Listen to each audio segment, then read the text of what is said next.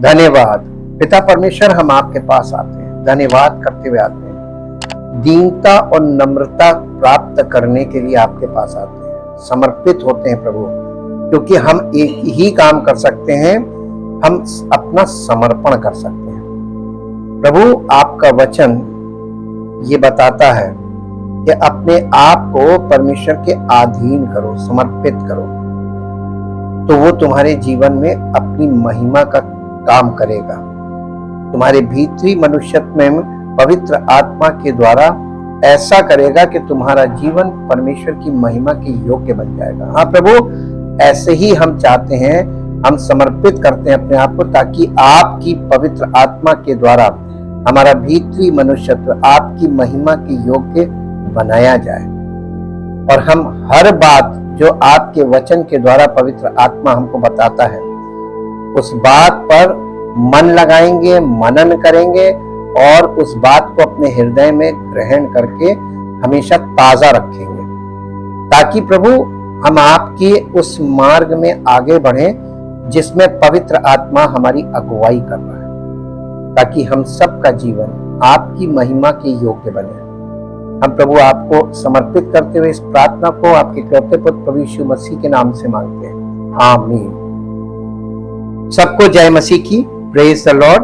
परमेश्वर की महिमा जो अपरंपार है, परमेश्वर चाहता है कि हम केवल उसकी महिमा शब्द ना बोलें, बल्कि हम उसकी महिमा का बर्तन बने, और हम बन नहीं सकते, वो हमें बना सकता है। तो अपने आप को समर्पित करें ताकि पवित्र आत्मा वचन के द्वारा कार्य करे और परमेश्वर की महिमा का बर्तन हमको बनाए। हम आज अब शुरुआत करते हैं और फिर से एक रिवीजन लेते हैं। अब्राहम ने परमेश्वर के वायदों को मान लिया। विश्वास का मतलब होता है मान लेना, प्रतीति कर लेना। जब परमेश्वर ने अब्राहम से कहा कि मैं तुझसे एक बड़ी जाति बनाऊंगा और पृथ्वी के सारे कुल यानी सारे मनुष्य तेरे द्वारा, तेरे वंश के द्वारा आशीष पाएंगे, ये बात परमेश्वर यानी मनुष्य को आशीष देने के लिए परमेश्वर कार्य कर रहा था योजनाबद्ध तरीके से। और वो एक व्यक्ति के द्वारा एक परिवार, और एक परिवार के द्वारा एक राष्ट्र बनाकर अपने पुत्र प्रभु यीशु मसीह को इस संसार में लाने के लिए काम कर रहा था, ताकि समस्त मानव जाति का उद्धार करता आएगा, तभी उद्धार होगा। परमेश्वर भी आत्मा है, हमारे जीवन में डायरेक्टली कुछ नहीं कर सकता जब तक कि वो किसी मनुष्य को अवतरित ना करे। यीशु मसीह ने अपने पुत्र को इस संसार में अवतार दिया, अवतरित किया।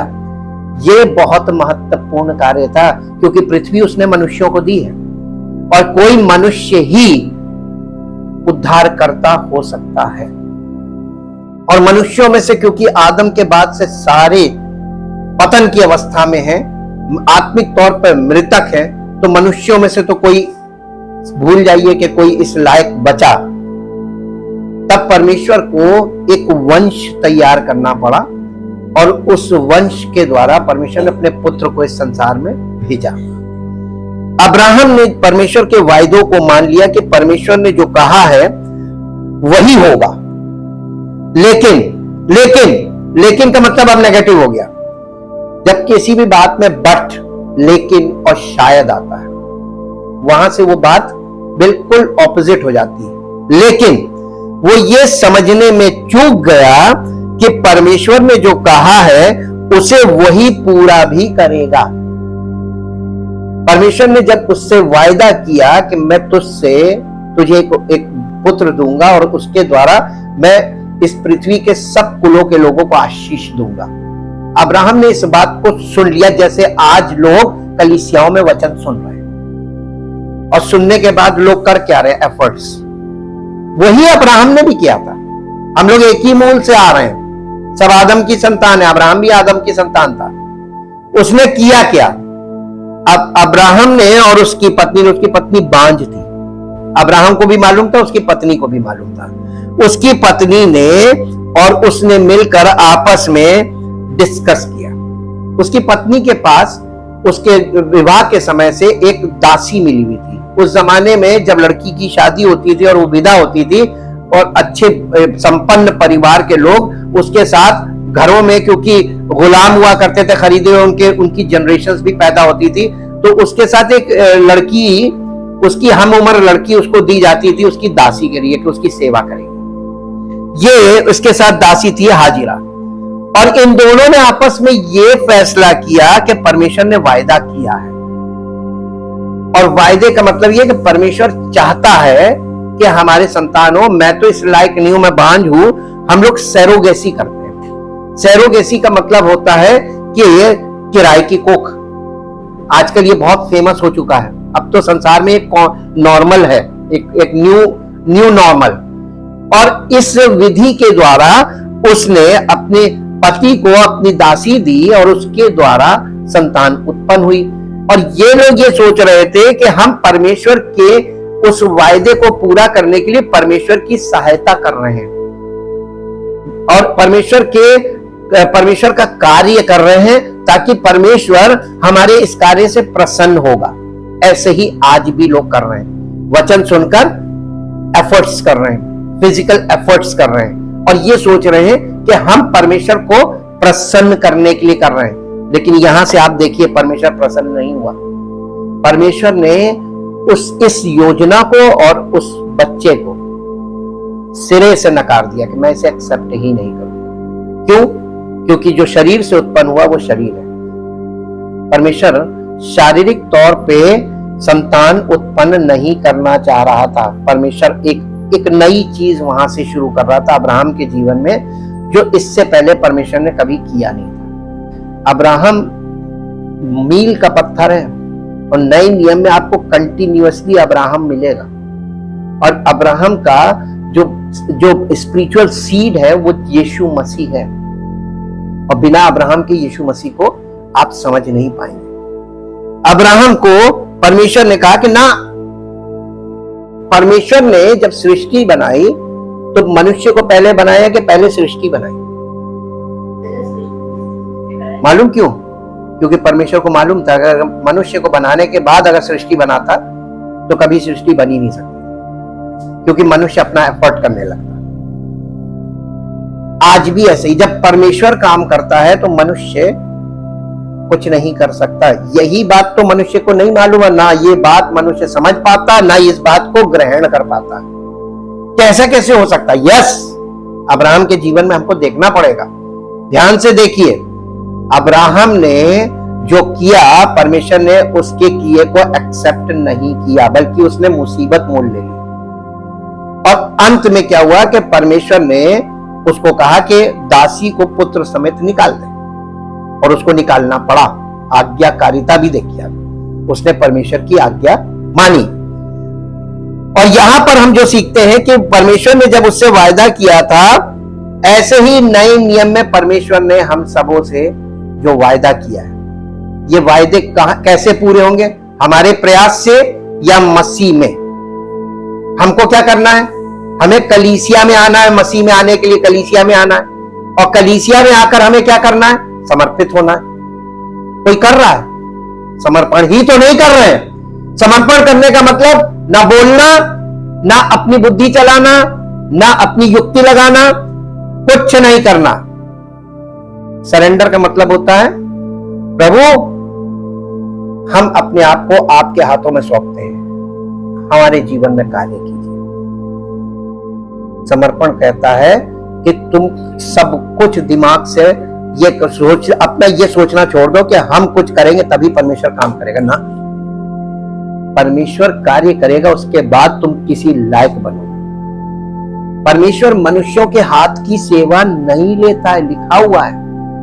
वो मनुष्यों के हाथ की सेवा नहीं लेता है, बल्कि वो मनुष्यों में होकर काम करता है। उसे जो करना होगा वो हमें अपने लायक बनाएगा और हमारे जीवन से काम करेगा। उसमें भी हमारा कोई रोल नहीं। इसके एग्जाम्पल्स हम बाद में देखेंगे, पर अभी हम अब्राहम के द्वारा जो देख रहे हो, बारीकी पे जाइएगा, बहुत बारीकी है। और परमेश्वर उसने और उसकी पत्नी ने सहमति से दासी के द्वारा कहा गया कि उसे, यानी परमेश्वर ने जो उससे वायदा किया था उसे पूरा करने का काम किया, जिसे परमेश्वर ने अस्वीकार करके जो परमेश्वर ने कहा था उसे पूरा करके ये सिद्ध कर दिया कि परमेश्वर जो मनुष्य से वायदा करता है उसे पूरा भी वही करता है। अगर आपको परमेश्वर का वचन मिल रहा है कि परमेश्वर तुम्हें आशीष देगा, इस बात को अपने मन में रखे रहो। कैसे देगा, कब देगा, ये परमेश्वर, विश्वास क्या है, परमेश्वर पे भरोसा रखो, उसने कहा है वो करेगा। और अब्राहम को इस बात, परमेश्वर की आज्ञा मानने और उस पुत्र के जो परमेश्वर की ओर से उसे मिलने वाला था, जिसके लिए परमेश्वर ने वायदा किया था, उसे प्राप्त करने में कितना समय लगा और क्यों। अब्राहम जब परमेश्वर के पास आया उत्पत्ति 12 अध्याय में, तो उस समय लिखा उसकी उम्र 75 वर्ष थी। और जब इजहाक पैदा हुआ उस समय उसकी उम्र 100 वर्ष थी। तो अब्राहम को परमेश्वर को समझने में, परमेश्वर के कार्य को देखकर, समझकर विश्वास करने में कितना समय लगा ना, 25 इयर्स। और ये वो समय था जब कोई डिस्ट्रैक्शन नहीं था और उस समय में एकदम साधारण जीवन शैली थी, तब 25 वर्ष लगे।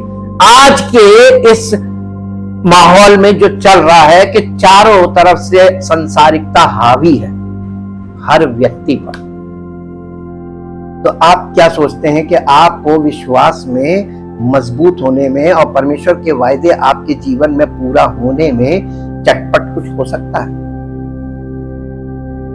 ये चीजें पुराने नियम में कलीसिया के लिए रखी गई हैं कि कलीसिया के लोगों को पवित्र आत्मा के द्वारा ये बताया जाए कि परमेश्वर के काम करने का और परमेश्वर के वायदों को पूरा करने की जिम्मेदारी परमेश्वर ही की है, इसमें मनुष्य का कोई रोल नहीं है। अब्राहम ने भी वही गलती की थी जो आज हम सब विश्वासी लोग करते हैं, जनरली सब कर रहे हैं, हर कलीसिया में कर रहे हैं, और इसी से संबंधित थ्योरी बना ली गई है जो लोगों को बताई जाती है, ये करो ये करो ये करो। अरे क्रिया तो है ही नहीं। हम पता ये कर ही क्या सकते जब हमारी आत्मा मरी हुई है। वो पार्ट जो परमेश्वर की आत्मा, परमेश्वर आत्मा है और आत्मा से आत्मा ही का संपर्क हो सकता है। जब आत्मा मरी हुई है तो परमेश्वर से हम संपर्क कर कैसे सकते हैं? जब सिग्नल ही नहीं आ रहा है। आपकी टीवी में जो सिग्नल कैच करने वाला पार्ट है वो अगर खराब हो गया तो टीवी आपकी कभी काम करेगी नहीं। उसमें पावर सप्लाई आएगी, लाइट जलेगी स्क्रीन पे, लेकिन सिग्नल नहीं आएगा। पूछिए क्यों? जब सिग्नल कैच करने वाला पार्ट ही नहीं है तो सिग्नल कहां से कैच होगा? और जब सिग्नल कैच नहीं होगा तो आप देखेंगे क्या? पर हमारा मनुष्य में जो आत्मा है ना, वही तो परमेश्वर की आत्मा के साथ कांटेक्ट बनाता है। आत्मा से आत्मा का कांटेक्ट हो सकता है, आत्मा से शरीर का कोई कांटेक्ट है ही नहीं। अब बताइए कि हम कहां खड़े हैं? अपने आप में इस बात को ऑब्जर्व कीजिए और परमेश्वर के वचन को समझिए, जो कि बहुत सरल है, सिंपल। जब आपको यह मालूम हो गया कि हम इस लायक ही नहीं कि हम कुछ कर सकें स्पिरिचुअली, और हमारी आत्मा मृतक अवस्था में है, और परमेश्वर पे हम सिर्फ, जब वचन हमें दिया जा रहा है तो हम परमेश्वर के वचन को सुन रहे हैं, और सुनने के बाद हम परमेश्वर के वचन को सुनकर हमने उस वचन पर भरोसा किया या उस पर प्रतीति कर ली, इस बात को हम किस प्रकार रिस्पॉन्ड कर सकते हैं? इस प्रकार कि हम बिल्कुल समर्पित हो जाए। प्रभु आप कर सकते हैं, जो मनुष्यों से नहीं हो सकता वो आपसे हो सकता है, क्योंकि आप सब कुछ कर सकते हैं। और परमेश्वर पे छोड़ दें और उसकी शरण में बने रहें, यही तो कर सकते हैं। और जब हम इतना करेंगे ना, तब परमेश्वर हमारे जीवन में अपने कार्य को शुरू करेगा। अब ये बताइए, पेशेंट को जिसका ऑपरेशन होना है, एग्जाम्पल ले रहे हैं, एक पेशेंट को ऑपरेशन करना है और वो डॉक्टर उसको, अगर वो होश में रहेगा और स्क्रीन पे देखता रहेगा तो वो डॉक्टर को बहुत कुछ बताता रहेगा। डॉक्टर साहब देखिए वो नस कटने वाली है, डॉक्टर साहब ये देख, डॉक्टर साहब बेचारे कहेंगे कि ये सर्जन कहेगा कि यार इसको किसी तरीके से इसकी आंखें बंद करो, इसको बेहोश करो। ये बेहोश करोगे तभी हम इसमें काम कर पाएंगे, वरना हम काम नहीं कर पाएंगे, है ना? अरे आप कोई अपने टेक्निकली कुछ बनवाने जाते हैं तो आप उसको खड़े होकर जरूर बताएं, जरूर मिस्त्री को, चाहे हमारी समझ में आए ना आए, भैया देखो ये देखो, भैया ये देखो, ये देखो, ये टेंडेंसी है। इसीलिए आपको एक ट्रेड सीक्रेट बताते हैं। जब आप घड़ी बनवाने जाते हैं, वो एक आड़ में जाता है, वहां पे उसने हथौड़ी छेनी जो चलानी सब चला लेता है, आपके सामने अरे मेरी इतनी महंगी घड़ी, उसको हथौड़ा मत चलाओ, वो देखो स्क्रैच लग जाएगा, कुछ काम ही नहीं करने दो। टेक्निकल लोग इसीलिए छिप के काम करते हैं, कारीगर हमेशा छिप के, और वो अपने वो उधर जाता है वर्कशॉप पे, एकदम किनारे उसका बना रहता किया, वहां पे जाके वो काम करता है, चीज बना के आपको दे देता। आपको चीज बनी हुई चाहिए या आप उसमें उसके साथ काम करेंगे बुद्धि लगा के? इंसान, आज का इंसान डॉक्टर के कंट्रोल में नहीं है, वो डॉक्टर को बताता है डॉक्टर साहब ऐसा तो नहीं है, डॉक्टर साहब ये टेस्टिंग करा ले, डॉक्टर साहब ये तो नहीं है। अरे यही तो एक प्रॉब्लम है इस युग में। कौन ऐसा प्रोफेशनल है जो लोगों से पीड़ित ना हो? केसेस क्यों बिगड़ रहे हैं? इंसान के अंदर चेतना बहुत ज्यादा आ गई। अब समझिए मुद्दे को, यही स्पिरिचुअल प्रॉब्लम भी हो रही, यहीं पे स्पिरिचुअल प्रॉब्लम है।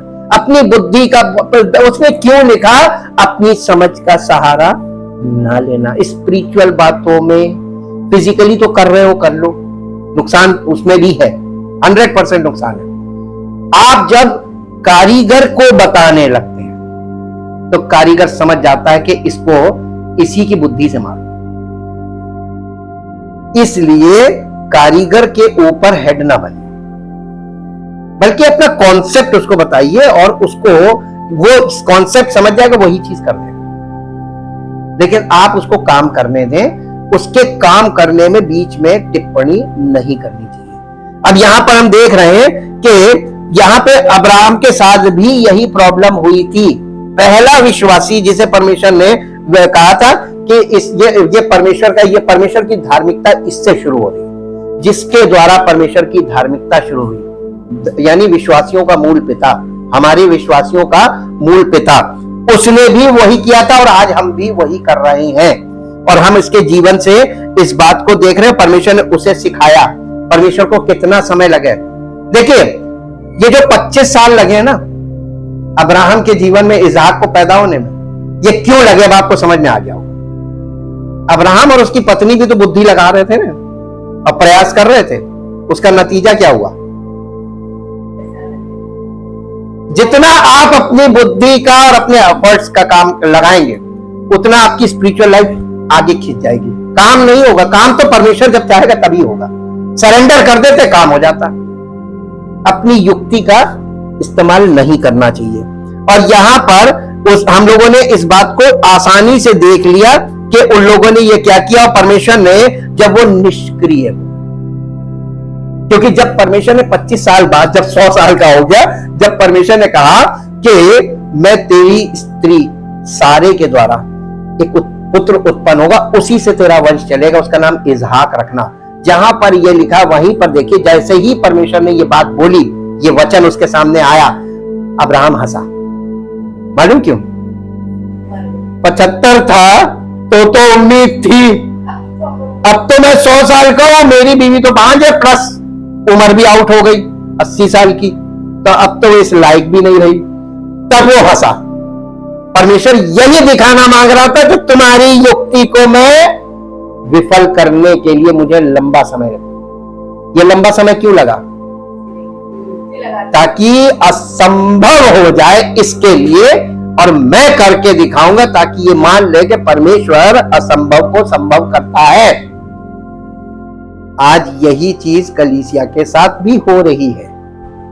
जब तक आप शांत नहीं होंगे, जब तक आपका मन शांत नहीं होगा, शरीर निष्क्रिय नहीं होगा, पवित्र आत्मा काम नहीं कर सकता।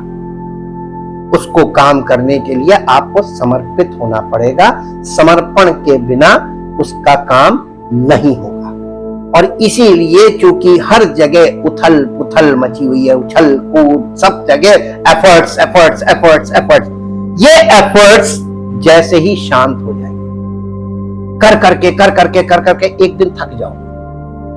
और जब थक जाओगे, यीशु मसीह ने नए नियम में क्या कहा हे सब परिश्रम करने वालों और बोझ से दबे हुए लोगों, थके हुए लोग, वो थके हुए को बल देता है और उसे नया ताजा कर देता है। थके हुए को, जब तक आप थकेंगे नहीं तब तक पवित्र आत्मा आपके जीवन में कुछ नहीं कर पाएगा। थकना बहुत जरूरी है। और यीशु मसीह ने थके हुए लोगों को, जो परिश्रम कर रहे थे रिलीजियसली, वो लोगों को थकने दिया। और रिलीजियस आप चलेंगे बहुत जल्दी थक जाएंगे, एक दिन शांत हो जाएंगे। जब शांत हो जाएंगे और परमेश्वर के आगे समर्पण कर देंगे, वो चट से काम कर देंगे। परमेश्वर को काम करने में टाइम नहीं लगता, काम तो डिले हमारे कारण हो रहा है, क्योंकि हम अपनी युक्ति और बुद्धि का प्रयोग कर रहे हैं, जैसे अब्राहम और उसकी पत्नी ने किया था।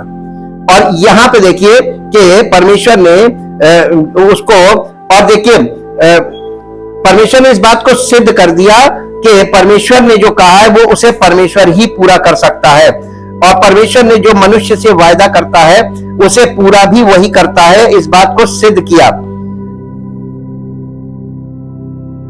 वही करता है। जब मनुष्य परमेश्वर के वायदों पर विश्वास करके उसको परमेश्वर के द्वारा पूरा किए जाने तक ठहरे रहने को ही, पूरा किए जाने तक ठहरा रहे, इसी को कहते हैं विश्वास। इसी को आशा कह लीजिए, आशा में बने रहना। आपको जिस दिन पूरा हो जाएगा उस दिन विश्वास आपका कंप्लीट हो जाएगा, वो विश्वास बन जाएगा।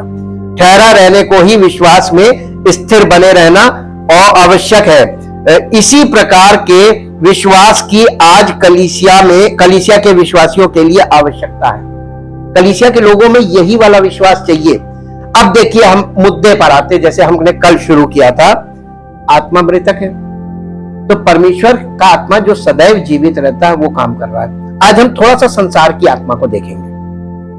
मेरे साथ एक पद निकालिए जो आपको मिलेगा इफिसियों की पत्री उसका 2 अध्याय और उसका 1, 2, 3 पद पढ़ दीजिए। उसने तुम्हें भी जिलाया जो अपने अपराधों और पापों के कारण मरे हुए थे, जिनमें तुम पहले इस संसार की रीति पर और आकाश के अधिकार के हाकिम अर्थात उस आत्मा के अनुसार चलते थे जो अब भी आज्ञा ना मानने वालों में कार्य करता। संसार का आत्मा मालूम क्या है? संसार की आत्मा को पहचानिए। संसार का आत्मा पवित्र आत्मा की आज्ञा नहीं मानता, ना मानेगा। और जो व्यक्ति पवित्र आत्मा की आज्ञा नहीं मानता है, इसका मतलब वो संसार का आत्मा है। देखिए, है आत्मा ही, मनुष्य का आत्मा, संसार का आत्मा और पवित्र आत्मा। आत्मा से आत्मा का संपर्क है। अब मनुष्य की आत्मा चूंकि मरी हुई है, स्पिरिचुअल पार्ट, लेकिन उसके अंदर विवेक है जो अब डिस्टॉर्टेड हो गया, अशुद्ध हो गया। विवेक अशुद्ध है पतन के कारण। और अशुद्ध विवेक में, ये विवेक कोई मनुष्य की आत्मा बोला गया, हमने बहुत आपको इसके विषय में वर्ड्स दिए। ये विवेक जो यानी दिखा नहीं था, कल हमने देखा था शारीरिक मन, जिसमें सेंसेस के द्वारा निर्णय लेना और रीजनिंग करना, ये 2 पार्ट काम करते हैं। ये हमारी शारीरिक बुद्धि का काम है। ये शारीरिक बुद्धि जो है ये संसार की आत्मा से इन्फ्लुएंस्ड है, यानी संसार की आत्मा का प्रभाव है। अब आपको यहां पर 1 मिनट के लिए ये रोक के बता दें कि संसार में सब लोग कहते हैं सबका मालिक एक, यानी परमेश्वर एक। कैसे एक? इतने खराब चरित्र के मनुष्यों का पिता क्या ऐसा होगा जैसे लोग हैं? नहीं ना। इसका मतलब कि ये कौन से बच्चे हैं जो कह रहे हैं कि हमारा परमेश्वर हमारा पिता? नहीं, वो इनका पिता हो ही नहीं सकता। यही नए नियम में अलग अलग किया जा रहा है।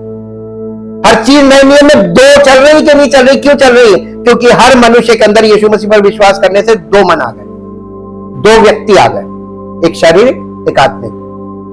तो इसलिए नए नियम में सब कुछ डबल इसलिए चल रहा ताकि वो दूध का दूध और पानी का पानी करें, शारीरिक को शारीरिक और आत्मिक। जिस दिन आप इस चीज को समझ गए और अपनी सेंसेस से आप पहचानने लगे, तब समझिए आप स्पिरिचुअली मैच्योर हुए। ये इतना सरल, जो सुनने में लगता है वो है नहीं, आपके अंदर गलत इंटरप्रेट हो रहा है।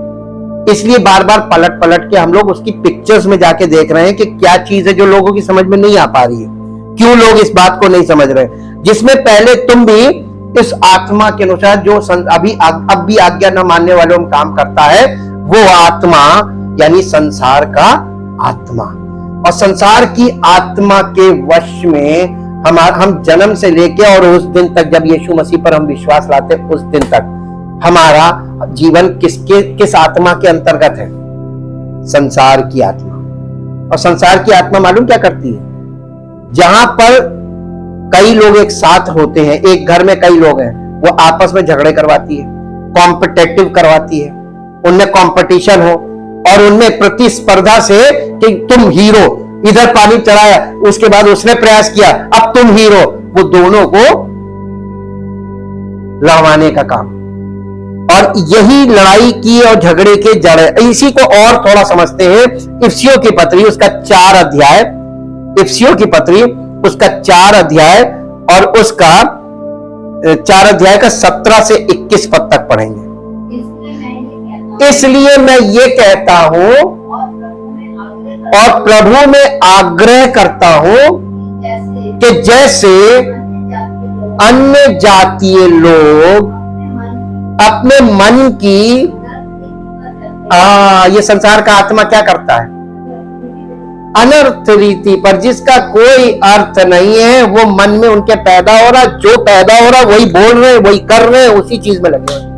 अनर्थ रीति पर चलते हैं, तुम आपसे फिर ऐसे ना चलो। मना कर रहा है ना, क्योंकि उनकी बुद्धि अंधेरी हो गई है और उस अज्ञानता के कारण जो उनमें है और उनके मन की कठोरता के कारण वे परमेश्वरीय जीवन से अलग किए हुए, यानी स्पिरिचुअल लाइफ डिस्कनेक्ट है। तो ये कौन सा आत्मा है? ये भी स्पिरिट है, ये संसार का आत्मा। संसार का आत्मा ऐसा करेगा, आपको लगेगा ये भी तो स्पिरिचुअल है ना। स्पिरिचुअल कभी भी फिजिकल एक्ट से नहीं दिखेगा। स्पिरिचुअल, जो ट्रू स्पिरिचुअल होगा वो फिजिकल स्पिरिचुअल फ्रूट से दिखेगा, फिजिकल एक्ट से नहीं। ये पकड़िएगा आप जी। और वे सुन्न होकर लुचपन में लग गए कि सब प्रकार के गंदे काम लालसा से किया करें, यानी उनकी इच्छा से कर रहे थे वो। इसको इंग्लिश में पढ़ेंगे, ये हो गया ना? हाँ पढ़िए। पर तुमने मसीह की ऐसी शिक्षा नहीं पाई है। अगर आपके हम में से कोई ऐसा कर रहा है, ये मसीह की शिक्षा नहीं है, समझ लाइए। तुमने ऐसी शिक्षा नहीं पाई है। इफिसियों की कलीसिया को लिखा जा रहा है, यहां से हम लोगों को सीखना है कि उस कलीसिया को, जब वो बहुत 2000 वर्ष पहले की पहली सदी कलीसिया, वहां पौलुस ने बोल दिया था कि तुमने मसीह में ऐसी शिक्षा नहीं पाई है। इस तरीके की हरकतें वहां भी हो रही थी, लेकिन वहां शुरुआत थी। आज तो इस चीज का पूरी फसल खड़ी हुई है, उस समय शुरुआत थी, उस समय ये शुरू हुआ था और आज इसकी भरमार है जी। वरन तुमने सचमुच उसकी सुनी और जैसे यीशु में सत्य है उसी में तुम सिखाए भी गए। बस ये 22 आ गया ना? हाँ बस 22 यहां तक, 21 तक। अब हमने 22 कल पढ़ा था, हम उल्टा चलते हैं जी। अब इसको इंग्लिश में पढ़ेंगे।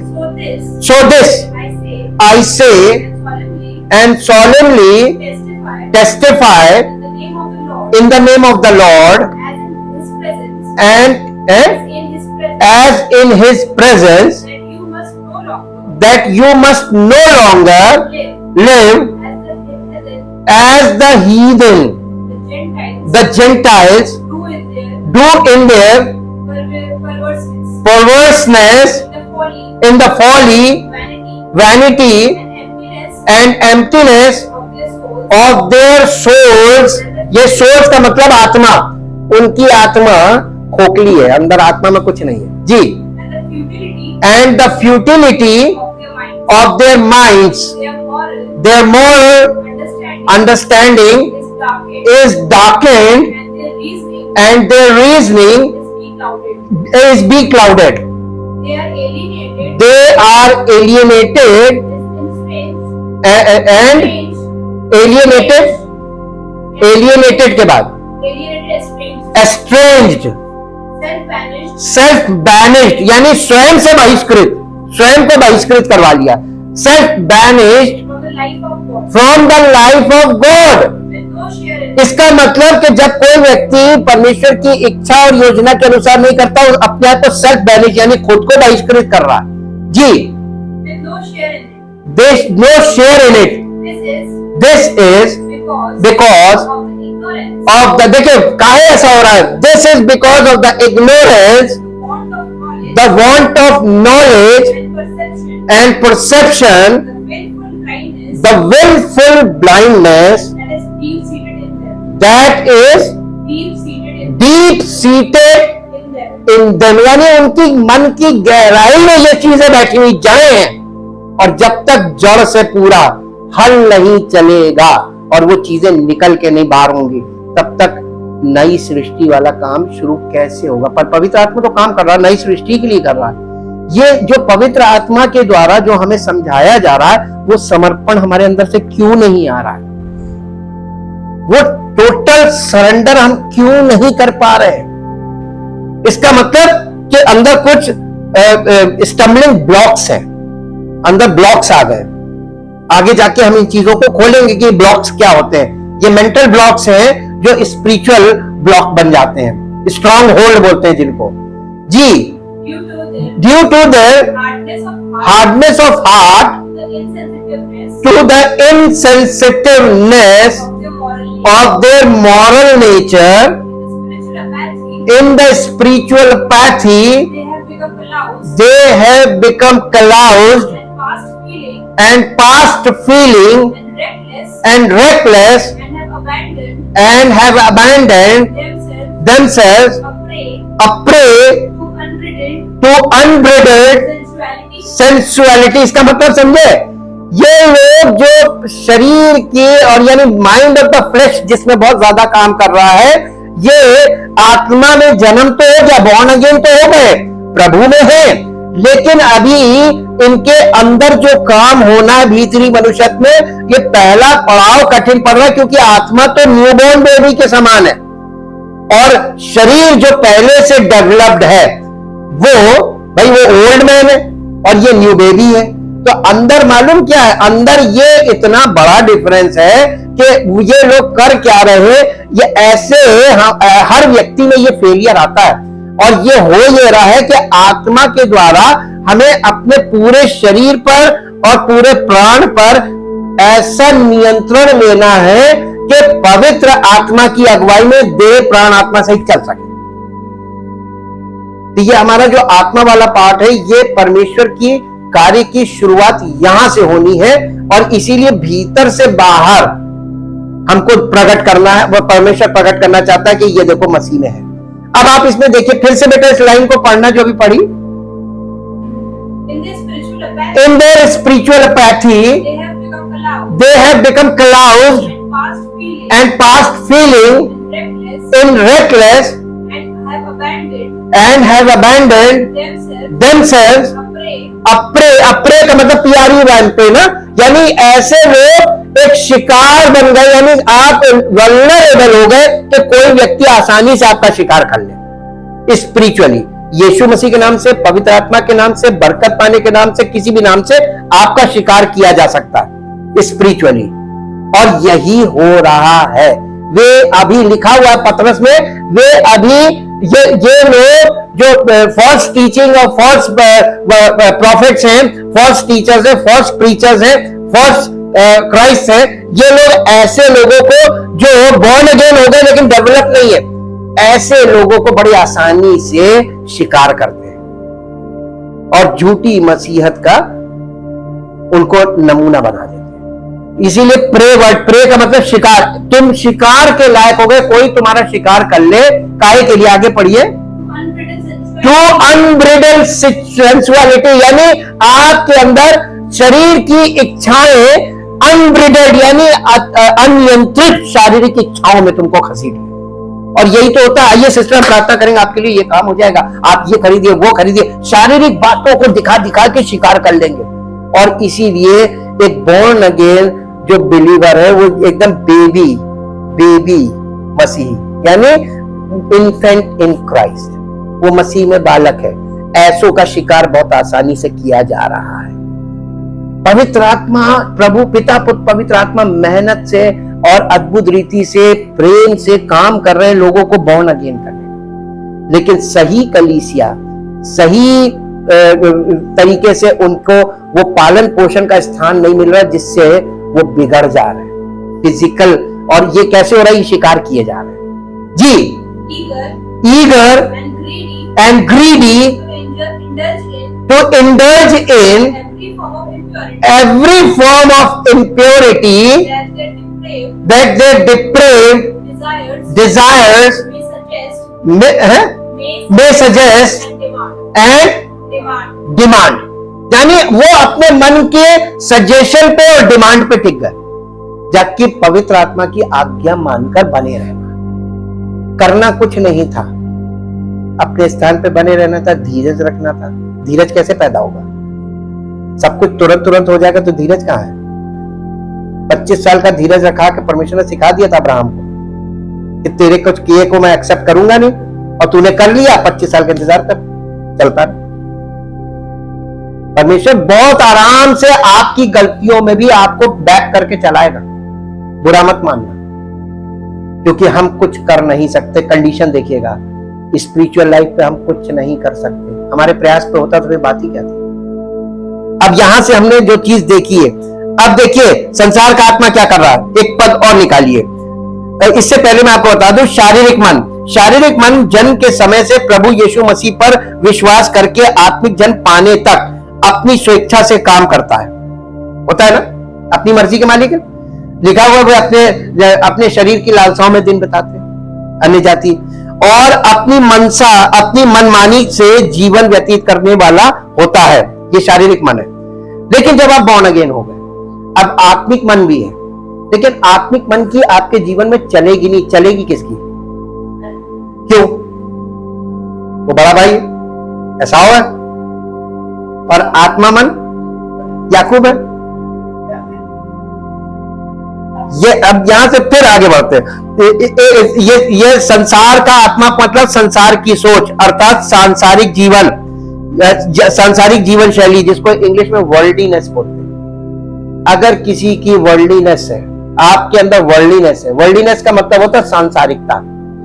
परमेश्वर ने अब्राहम के वंशज जो गुलामी में फंस गए थे, गुलाम हो गए थे मिस्र में, जब उन्हें मिस्र से निकाल लिया, लाल समुद्र पार करा दिया, देश बदल गया, जमीन बदल गई, लेकिन उनके अंदर से उनका दिल नहीं बदला। मिस्र उनके अंदर आ गया, जमीन दूसरी थी लेकिन मिस्र था, मिस्र को लेकर टहल रहे। और परमेश्वर ने उनको कितना सिखाया। आप झेल कर सीखना चाहते हैं? परमेश्वर कहता है मैं खुश हूं, तुम्हें झेल के सिखाऊंगा। लेकिन अगर तुम आसानी से ग्रहण कर लोगे तो किसका फायदा है? तो काहे झेलना? लेकिन ये शारीरिक मन आपको झेलाएगा, और आप शारीरिक मन के कारण झेलते हैं। आज जो लोग मसीह में विश्वासी हैं और झेल रहे हैं, मेन कारण मालूम क्या है? आप ये सोच लीजिए आप मसीह से अलग होकर नष्ट हो जाएंगे, बच नहीं पाएंगे, आपके पास कोई विकल्प नहीं है। एक ही विकल्प है, कलीसिया में समर्पण, जहां पे मसीह का आत्मा काम करता है। आपसे अब एक पॉइंट जब बात आई है, एकदम से पवित्र आत्मा ने मुझे एक चीज दी अभी, और मालूम क्या दिया? अक्सर लोग कहते हैं कि हमको पवित्र आत्मा मिला, अकेले में मिलेगा ही नहीं, एक को देगा ही नहीं। एग्जाम्पल दूं, पेंतेकोस्त के दिन जब पहली बार पवित्र आत्मा उतरा, तो एक एक व्यक्ति अपने अपने स्थान पे था, सबके घरों में गया। हाँ, जब लिखा जब वे एक जगह जमा थे, पेंतेकोस्त का दिन एक जगह जमा थे, यही तो आज्ञा थी, एक साथ इकट्ठे एक जगह पर मौजूद रहना पेंतेकोस्त के दिन, 50वें दिन, और मैं तुम पर अपनी प्रतिज्ञा किए हुए पवित्र आत्मा को उंडेलूंगा। उन लोगों ने क्या की थी? आज्ञा मानी थी ना, कि वो बुला रहे थे पवित्र आत्मा आ, पवित्र आत्मा आ, लिखा ही नहीं बाइबल। ये सब तो आज कर रहे लोग एफर्ट करना ही नहीं था। पवित्र आत्मा एफर्ट करने वाले को नहीं मिलता है, आज्ञा मानने वाले को मिलता है। और इसीलिए प्रेरितों के काम में आगे लिखा है कि परमेश्वर अपना पवित्र आत्मा उन्हें देता जो आज्ञा मानते हैं, और वो सब आज्ञा मान के एक जगह इकट्ठे थे, और पवित्र आत्मा सब पर उतरा एक साथ, एक ही जगह पे। कलीसिया थी कि नहीं? यही तो कलीसिया है। अब बिना कलीसिया के पवित्र आत्मा मिल सकता है? ऐसा सोचना भी मूर्खता है, लेकिन लोग सोच रहे हैं, ऐसा बोल रहे हैं और ऐसा कर रहे हैं। देखिए अब आगे पढ़ते हैं, मेरे साथ एक पद निकालिए जो आपको मिलेगा, पहला यूहन्ना, याकूब की पत्री उसका 4 अध्याय 1 से 10 पद तक पढ़िए। याकूब की पत्री 4 अध्याय 1 से 10। तुमने लड़ाइयों झगड़े कहां से आ गए? ये कलीसिया से बात की जा रही है। कलीसिया में लड़ाई झगड़े कहां से आ गए? क्या उन सुख विलासों से नहीं तुम्हारे अंगों में लड़ते भिड़ते हैं? तुम लालसा रखते हो और तुम्हें मिलता नहीं, इसलिए तुम हत्या करते हो, तुम दाह करते हो और कुछ प्राप्त नहीं कर पाते, तो तुम झगड़ते और लड़ते हो। तुम्हें इसलिए नहीं मिलता कि मांगते नहीं, एक बात तो ये है, और कई बार तुम मांगते हो और पाते नहीं, इसलिए कि बुरी इच्छा से मांगते हो, ताकि सांसारिक जीवन शैली में रहकर आप परमेश्वर से कुछ मांगेंगे, नहीं मिलेगा। पूछिए क्यों? क्योंकि वो भोग विलास में उड़ाने के लिए नहीं देगा, भोग विलास के लिए नहीं देगा, अनब्रिडेड डिजायर्स के लिए वो आपको प्रोवाइड नहीं करेगा, तो आपको देगा नहीं। अब तुम अपने प्रयास से, आजकल तो अपने प्रयास से लोग प्राप्त कर रहे हैं, परमेश्वर की ओर से नहीं है। परमेश्वर की ओर से जब भी कोई चीज मिलेगी विदाउट एनी एफर्ट, आप बैठे और आपके पास वो चीज अपने आप आ जाए, तो समझिए परमेश्वर की ओर से। लेकिन अगर आपने कोई चीज प्रयास करके प्राप्त की है, तो वो बाई और एफर्ट्स है, उसमें आप अपने खेत में उपज कैसे हमको मिल रही? हमारे प्रयास से, ये हमारे परिश्रम का फल है, ये हाथों का काम है। लेकिन संतान किसकी ओर से मिलती है? यहां आपका प्रयास नहीं काम करेगा। कहां परमेश्वर काम करता है, कैसे काम करता है, आप देख लीजिए। संतान उत्पन्न होगी नहीं चाहे तुम कुछ भी कर लो, लेकिन मनुष्य ने मालूम है अपनी बुद्धि युक्ति लगाकर उसके भी रास्ते निकाल लिए मेडिकल साइंस में, लेकिन मालूम है 100% रिजल्ट नहीं है। सफल हो गया तो ठीक, महंगा है, पैसा हो खेल लो, हो गया तो ठीक, नहीं हुआ तो आखिर में मेडिकल साइंस भी हाथ जोड़ लेगी, नहीं हो सकता। हाँ, उसमें 50-50, बिल्कुल सही बोला, उसमें 50-50 पहले ही बोल दिया जाता है। इसका मतलब मनुष्य के हाथ में सब कुछ नहीं है, आज तक नहीं है, लेकिन मनुष्य इस बात को नहीं समझ रहा। अब आप देखिए, आगे पढ़िए। हे व्याभिचारिणियों, क्या तुम नहीं जानते कि संसार से मित्रता करना परमेश्वर से बैर करना है? अतः जो कोई संसार का मित्र होना चाहता है, वो अपने आप को परमेश्वर का बैरी बनाता है। यहां पर आपको बहुत ध्यान देना है, बैलेंस करना पड़ेगा। आप संसार से मित्रता ज्यादा कर रहे हैं तो परमेश्वर के आप बैरी हैं। यानी एक तरफ वर्ल्डलीनेस, संसार का आत्मा, और एक तरफ पवित्र आत्मा, दो आत्मा कैसे एक साथ काम कर सकती है एक ही व्यक्ति में? और हम, आप बताइए, ज्यादा समय हमारे जो माइंड ऑफ द फ्लैश है वो संसार की आत्मा से वो काम कर रहा है उसके अकॉर्डिंग, और आत्मा जो है वो पवित्र आत्मा की, आत्मा भी निर्बल अवस्था में, बाल्यावस्था में है, तो वो पवित्र आत्मा की बातें सुन तो रहा है, हाँ सही बोल रहा है सब कुछ, लेकिन वो उसकी चलेगी नहीं। चलेगी किसकी? माइंड ऑफ द फ्लैश पहले से, पुराना मनुष्य और संसार की आत्मा से। अब आप देखिए, जो व्यक्ति दो नाव पे एक साथ पैर रखेगा उसका क्या हाल होगा? डूब जाए, या एक साइड चला जाएगा, इधर जाएगा या इधर जाएगा। यहां पर भी परमेश्वर एक आशा ही है भी रखे हुए कि शायद ये स्पिरिचुअल साइड 100% हो जाए। आशा है, अभी भी आशा है जी। जब तक सांस तब तक आस जी। अतः जो कोई संसार का मित्र होना चाहता है वो अपने आप को परमेश्वर का बैरी बनाता है। क्या तुम ये समझते हो पवित्र शास्त्र व्यर्थ कहता है जिस आत्मा को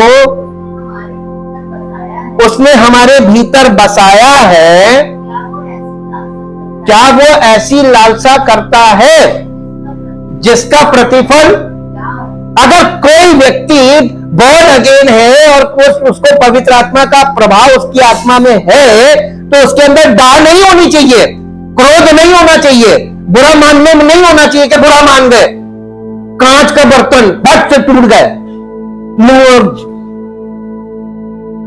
ये नहीं होता है। क्या परमेश्वर की आत्मा के अंदर ये वाले गुण है? इसका माइंड ऑफ द फ्लैश काम कर रहा है ना, उसका प्रभाव दिख रहा है जी।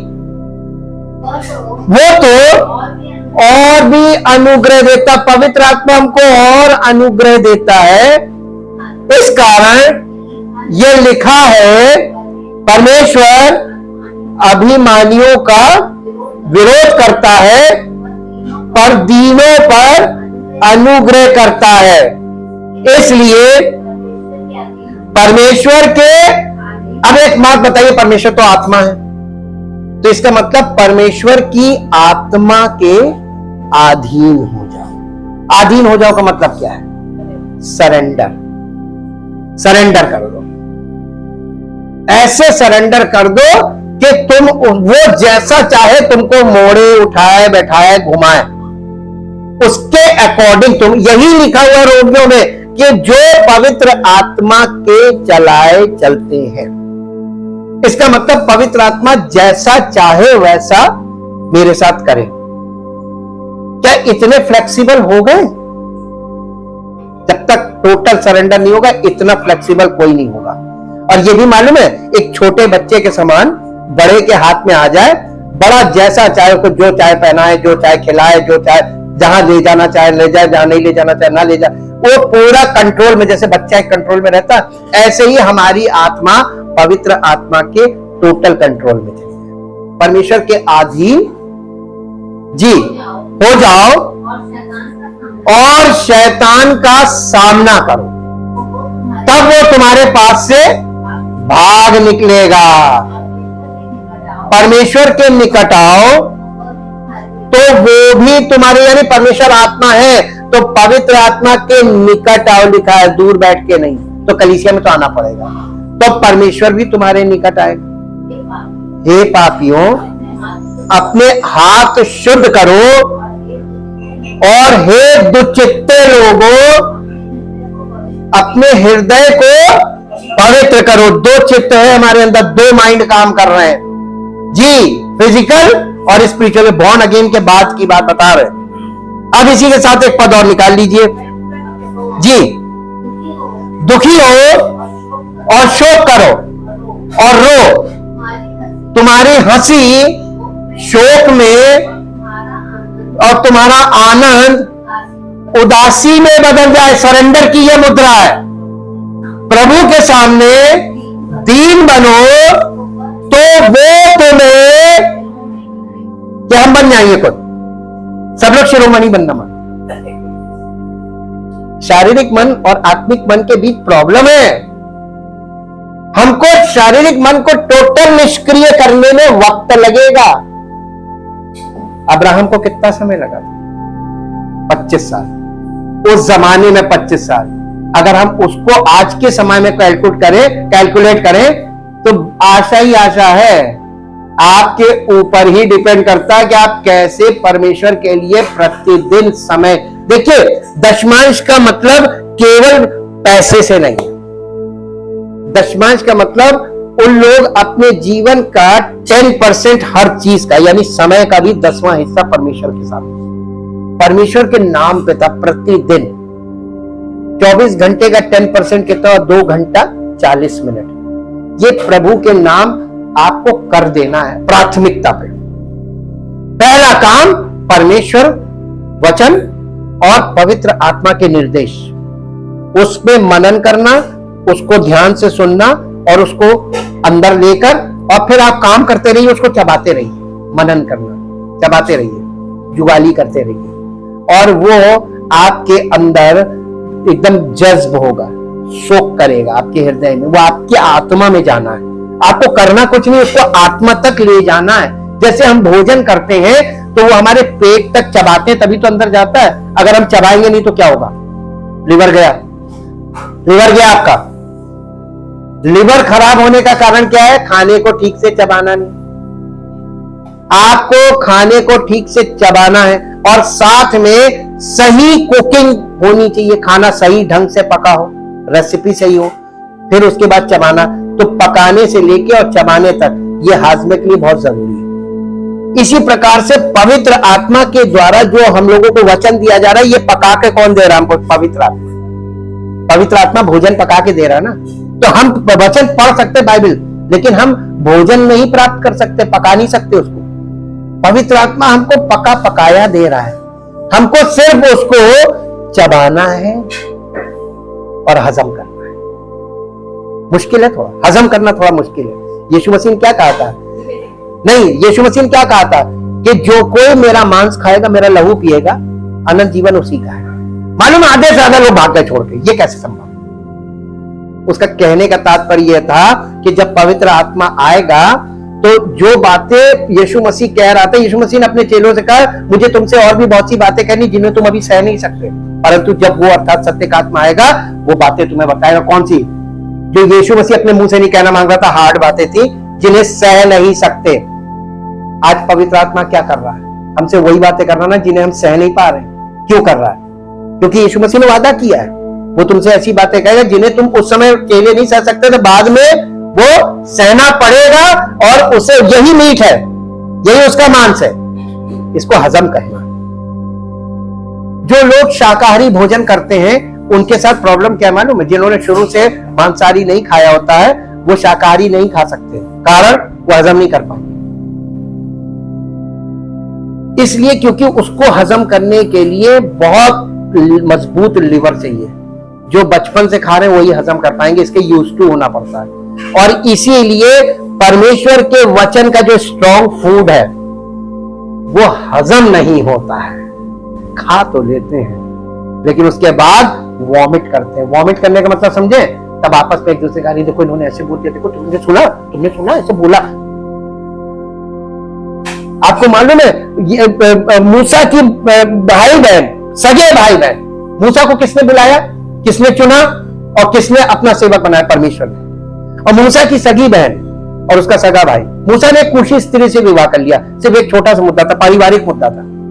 और ये उसके भाई बहन हारून, हाई प्रीस्ट पहला, ये और बहन आपस में मालूम क्या कहने लगे? क्या मूसा से परमेश्वर बातें करता, हमसे नहीं करता। तब परमेश्वर को मालूम है, गुस्सा आ गया बहुत। अब परमेश्वर ने मूसा को बताया, देख तेरे भाई बहन, सगे भाई बहन तेरे पीठ पीछे तेरी बुराई कर रहे हैं। मूसा को पता चल गई। किसने बताई? क्यों बताई? क्योंकि परमेश्वर सच बोलता है और परमेश्वर ये चाहता है कि मूसा को ये मालूम होना चाहिए कि उसके भाई बहन उसके पीठ पीछे क्या करते हैं। सच्चे रिश्ते होने चाहिए। मसीह में कोई रिश्ता झूठा दिखावे का नहीं, मसीह में सारे रिश्ते सच्चाई के होने चाहिए। जो बोलना मुंह पे बोलो, नहीं समझ में आ रहा पूछो, 100 बार पूछो, लेकिन पीठ पीछे परमेश्वर बहुत नाराज होता है। और इसका नतीजा क्या हुआ था? मरियम के माथे पे कोड़ फूट गया था, नाराज हो गया था परमेश्वर ने उसको रिजेक्ट किया।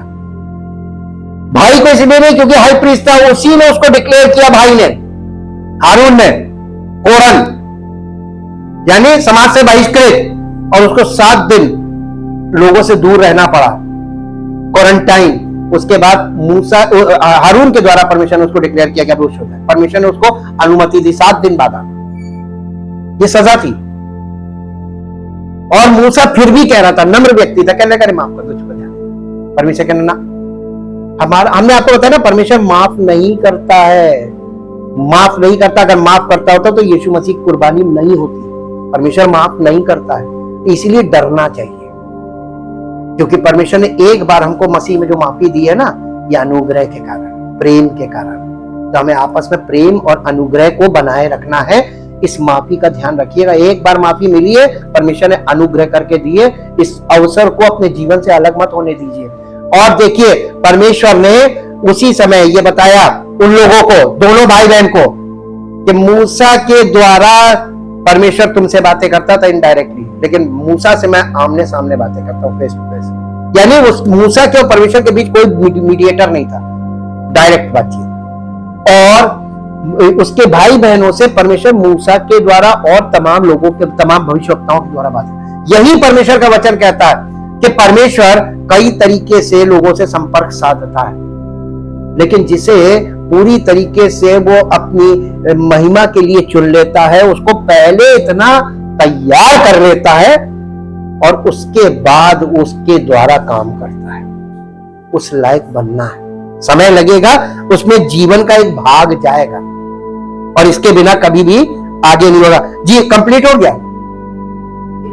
अब इसके बाद पहला यूहन्ना 2 अध्याय 15, 16, 17 3 पद। पहला यूहन्ना 2